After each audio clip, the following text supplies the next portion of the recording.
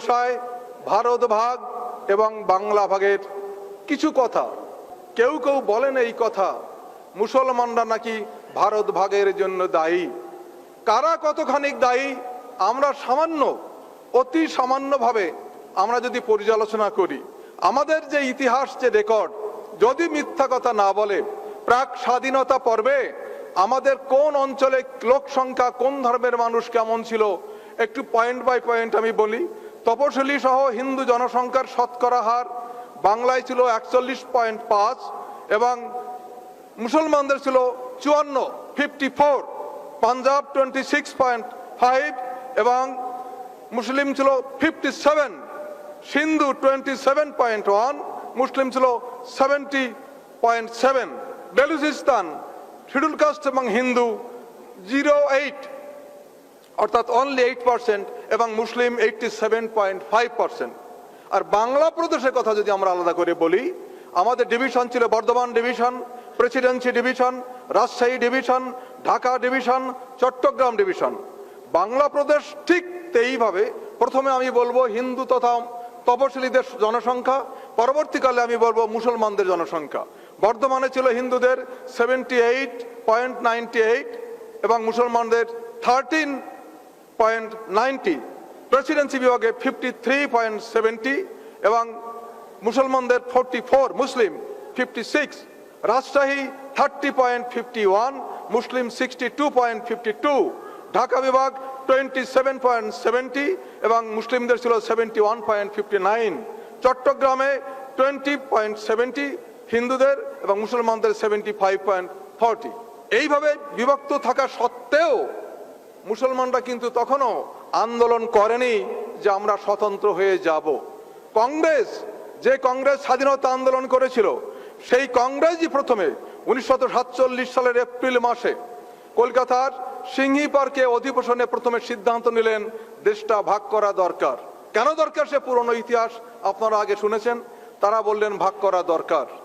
যখন এই সিদ্ধান্ত হলো দেশ ভাগ করতে হবে, তখন মুসলিম লীগ ভাইসরয়ের কাছে গিয়ে, মাউন্টব্যাটেনের কাছে গিয়ে বললেন, দেখুন, দেশ যদি ভাগ করতে হয় তাহলে কিন্তু মুসলমানদের জন্য স্বতন্ত্র দেশ আমাদের দিতে হবে। মাউন্টব্যাটেন প্রথম এই কথাটা শুনলেন যে মুসলিম লীগ বলছে দেশ যদি ভাগ করতে হয় তাহলে মুসলিম লীগের জন্য স্বতন্ত্র দেশ আমাদের চাই। মাউন্টব্যাটেনের কাছে মুসলিম লীগ যখন এই বক্তব্য রাখছে, তার পরপরই বাংলার শ্যামাপ্রসাদ মুখার্জি, বাংলার রাজ্যপাল ফ্রেডারিক বরোজ, তার কাছে গিয়ে বলছে ওরা যদি মুসলমানদের জন্য স্বতন্ত্র রাজ্য দাবি করে, আমরা বাংলা ভাগ করতে চাই। আমরা দাবি করব দেশ যদি ভাগ হয় বাংলাও ভাগ হবে। মাউন্টব্যাটেনের কাছে দুটো প্রস্তাব, একটা প্রস্তাব দেশ ভাগ, আর শ্যামাপ্রসাদ মুখার্জি বলছে বাংলা ভাগ চাই। মাউন্টব্যাটেন বলে মহা মুশকিল, এখন আমি কোন সিদ্ধান্ত নেব? মাউন্টব্যাটেন একা কোনো সিদ্ধান্ত নিতে পারেন না। 1947 সালের 2রা জুন নিজের বাড়িতে মিটিং ডাকলেন। ভারতবর্ষের সমস্ত রাজনৈতিক নেতাদের ভিতর যারা সর্বাপেক্ষা দামি তাদের ডাকলেন মাউন্টব্যাটেন নিজের বাড়িতে। ডেকে বললেন যে দেখুন, ভারতবর্ষ ভাগের প্রস্তাব এসছে, হোয়াট ইজ ইউর ওপিনিয়ন? কাকে কাকে ডাকলেন? কংগ্রেসের পক্ষ থেকে Pandit Jawaharlal Nehru, on behalf of Congress Pandit Jawaharlal Nehru, Sardar Vallabhbhai Patel, Acharya Kripalani, on behalf of Muslim League mister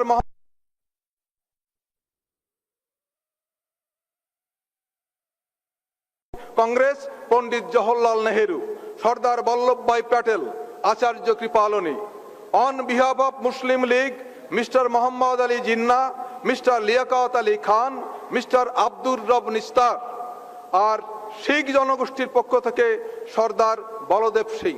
এই 7 জন ব্যক্তিকে ডাকলেন আমাদের মাউন্টব্যাটেন তার বাড়িতে যে দেশ ভাগ করা যায় কিনা। বাবা সাহেব আম্বেদকরকে ডাকেনি। এত বড় তপশিলি অবহেলিত মানুষ, জনগোষ্ঠীর প্রতিনিধি বাবা সাহেব আম্বেদকর, তাকে ডাকা হলো না দেশ ভাগের সময়। এবং মহাপ্রাণ যোগেন্দ্রনাথ মণ্ডল, তাকেও ডাকা হলো না দেশ ভাগ করা হবে কিনা। এই 7 জন ব্যক্তিকে ডেকে সিদ্ধান্ত নেওয়া হলো যে দেশ ভাগ করা যাবে কিনা। এই 7 জন আবার একটা গণতান্ত্রিক পদ্ধতির কথা মাউন্টব্যাটেনকে বললেন যে দেখুন, আমরা 7 জনে তো বলতে পারি না, তবে বাংলা ভাগের ক্ষেত্রে আমরা একটা সাজেশন আপনাকে রাখতে পারি। What is your suggestion? বলে বাংলা অ্যাসেম্বলিতে যত মেম্বার আছেন, এমএলএ বা এমএলসি যারা আছেন, তার হিন্দু মাইনরিটি, হিন্দু যারা অধ্যুষিত যে সমস্ত মেম্বার এবং মুসলমান অধ্যুষিত মেম্বার, তাদের নিয়ে আলাদা আলাদা করে মিটিং করা হোক। যে সমস্ত জেলার মুসলমানরা সংখ্যায় বেশি, সেই সমস্ত জেলার এমএলএরা একসঙ্গে মিটিংয়ে বসবেন। যে কয়টা জেলার হিন্দুরা বেশি, সেই কয়টি জেলার হিন্দু মুসলমান মিলে মিটিংয়ে বসবে। এই দুই মিটিংয়ের সিদ্ধান্ত অনুসারে যদি কোনো মিটিং বলে যে দেশ ভাগ হবে, তাহলে মেনে নেওয়া হবে। সেই মিটিংটা কিভাবে হলো তখন আপনারা দেখুন। তখন 1947 সালে বাংলা অ্যাসেম্বলিতে 225 জন মেম্বার ছিলেন। বাংলা অ্যাসেম্বলিতে ছিলেন 225 জন মেম্বার। তখন ভাগ করা হচ্ছে যে কোন কোন জেলায় হিন্দুরা বেশি, কোন কোন জেলায় মুসলমানের সংখ্যা বেশি।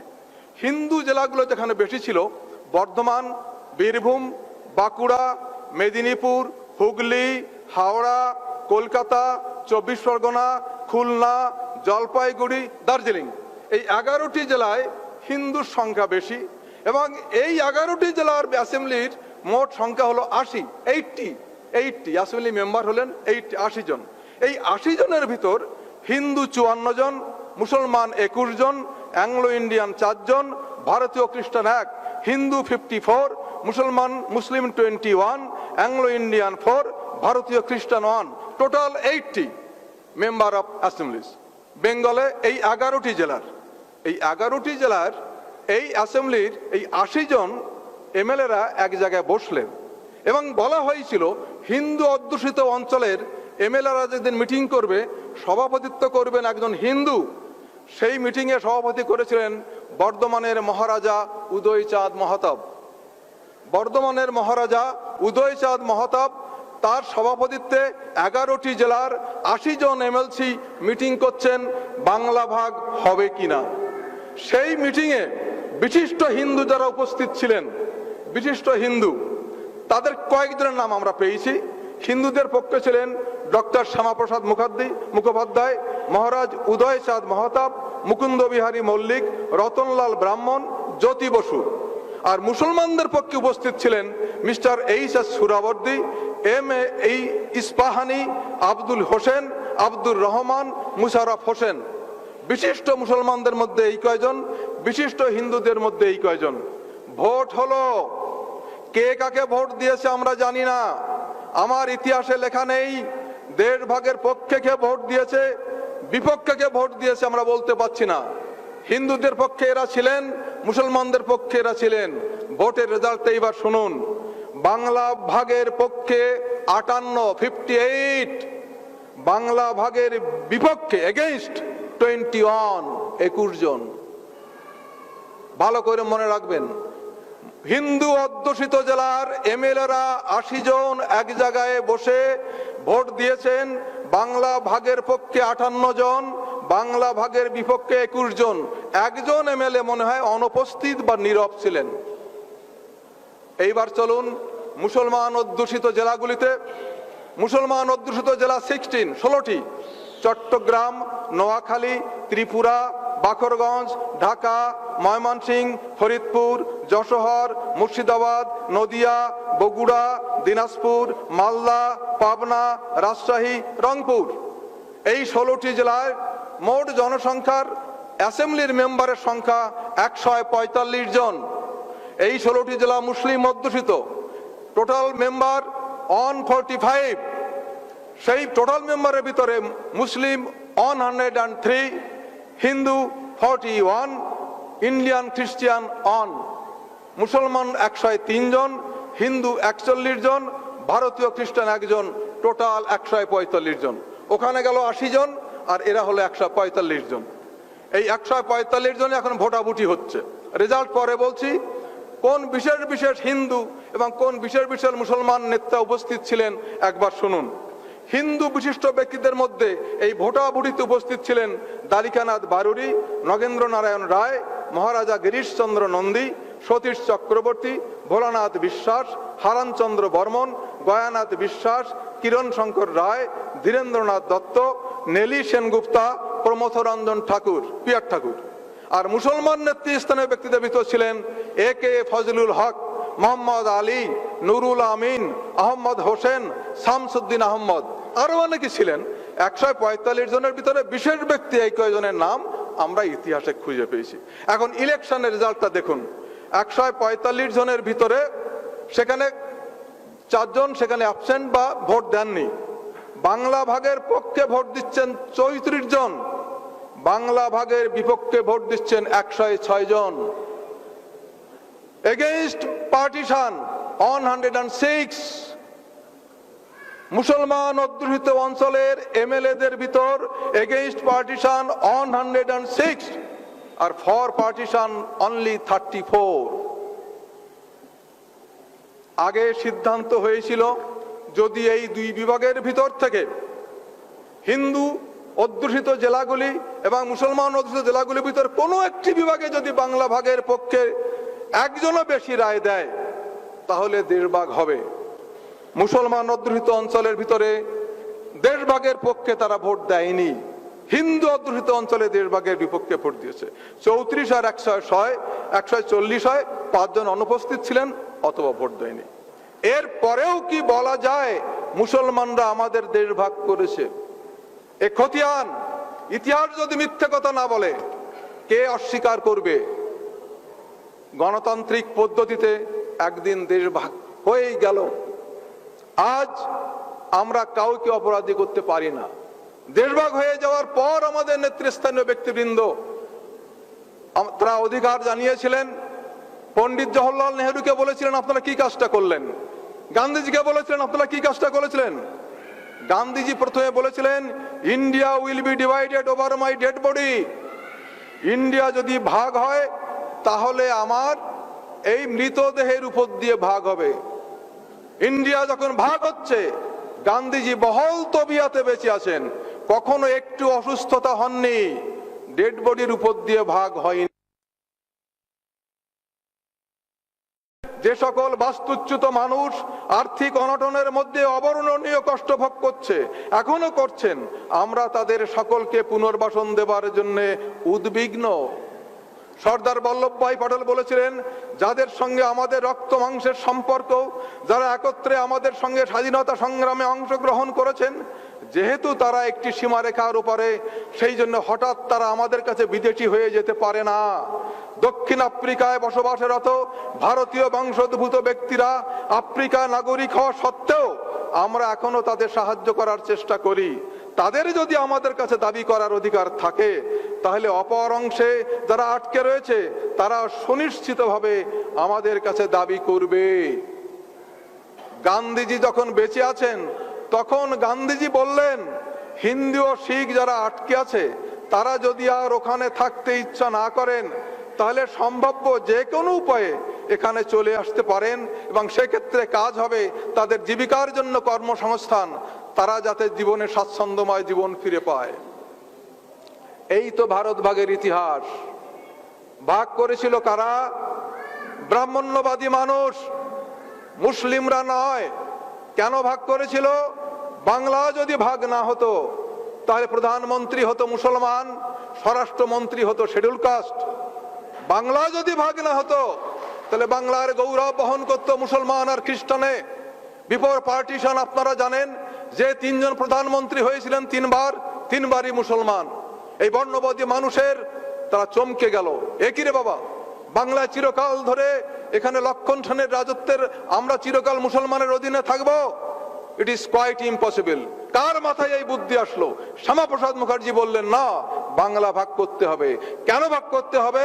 আমাকে রাজা হতে হবে। রাজা হওয়ার জন্য বাংলা ভাগ করলেন। আজ তাদের রাজা হওয়ার জন্য, তাদের অবসর বিনোদনের জন্য, তাদের আনন্দের জন্য দেশটা ভাগ করলো। আজকে আমার মানুষ পথে ঘাটে প্রান্তরে প্ল্যাটফর্মে তারা ভিখারির মতো জীবন যাপন করছে। আজ আমাদের কর্তব্য আছে না? আমাদের কর্তব্য আছে। দেশের 85% মালিক আমরা।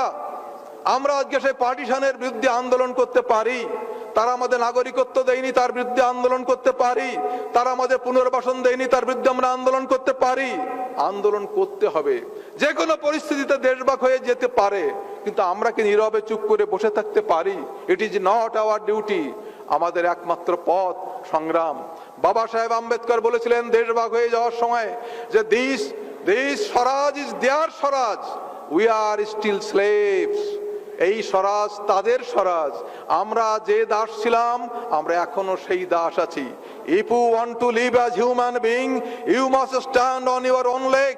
যদি মানুষের মতো বাঁচতে তোমরা চাও নিজের পায়ে দাঁড়াবার চেষ্টা করো। বাবা সাহেবের সেই বাণী যদি আমরা অক্ষরে অক্ষরে পালন করতে পারি, তাহলে আজকে উদ্বাস্তুদের নিয়ে যে সিনেমিনি খেলা হচ্ছে, আজকে বামসেফের উদ্যোগে যে উদ্বাস্তু আন্দোলনের কথা আমরা বলছেন, যে নাগরিকত্ব বিল নিয়ে আজকে মহাসংকটে ফেলেছে, দেশ ভাগ করলে তোমরা আজকে আমরা বিচ্ছিন্ন হবে, সমস্ত ভারতবর্ষের প্রান্তর থেকে প্রান্তরে ঘুরে বেড়াচ্ছি ভিখারির মতো, তারপরেও তোমরা বলছো you have no right to live in India. ভারতবর্ষে বাস করা তোমাদের কোনো অধিকার নেই, because you have no citizenship. What is this? কে দেশ ভাগ করেছিল? কার উদ্যোগে দেশ ভাগ করেছিল? কে চাইছে সিটিজেনশিপ? কি অধিকার আছে তোমার সিটিজেনশিপ চাওয়ার? আমরা আজকে দাবি করতে পারি না? পারি। তার জন্য সংগ্রাম, জীবনপণ সংগ্রাম। ভারতবর্ষের এই পার্লামেন্টের ভিতরে 1/4 মেম্বার, আমার প্রতিনিধি, ওই অ্যাসেম্বলি আইনসভার ভিতরে 1/4 মানুষ আমার, তারা কথা বলে না। কোন রাজনৈতিক দলের থেকে তাদের আমরা পাঠিয়েছি? কেন তারা কথা বলে না? এই রাজ্যসভায় পাশ হয়ে গেল নাগরিকত্ব বিল, একজন এমএলএ এমপি পদত্যাগ করেনি। কি জন্য তাদের আমরা পাঠিয়েছি? What is their duty? আমাদের এখন নিজস্ব প্রতিনিধি নিজেদের পছন্দ করতে হবে, স্বতন্ত্র আন্দোলন গড়ে তুলতে হবে। যে মানুষটা পার্লামেন্টে গিয়ে কথা বলতে পারে, যে মানুষটা অ্যাসেম্বলিতে গিয়ে কথা বলতে পারে, প্রতিরোধ করতে পারে, বিক্ষোভ করতে পারে, আন্দোলন করতে পারে, সংগ্রাম করে অধিকার আদায় করতে পারে, সেই মানুষটাকে আমরা পার্লামেন্টে পাঠাবো। অন্য কাউকে পাঠাতে আমরা চাই না। আমরা ভিক্ষাবৃত্তি করতে রাজি আছি না। আপনারা সাবধান হন। Political power, capture the political পাওয়ার। বাবা সাহেব কি বলেছেন? মহারাষ্ট্রে এসেছি, বাবা সাহেব ছাড়া কোনো কথা নেই। Capture the political power for your emancipation. যদি এই জাতি রক্ত মাংসে তেজ বীর্য থেকে থাকে, আসুন সবাই সংগ্রামে ঝাঁপিয়ে পড়ি। আমাদের হারিয়ে যাওয়া অধিকার আমরা যে কোনো মূল্যে আমরা উদ্ধার করলো বাবা সাহেবের প্রচেষ্টায় এবং সাংগঠনিক শক্তিতে। আমাদের হারিয়ে যাওয়া অধিকার, আমরা মানুষের মতো বাঁচতে চাই। কেননা ভারতবর্ষের বৃহত্তম সংখ্যক নাগরিক আমরা কেন ভৃত্য হয়ে থাকবো? 15 জন মানুষ আমাদের কেন শাসন এবং শোষণ করবে 85 জন মানুষকে?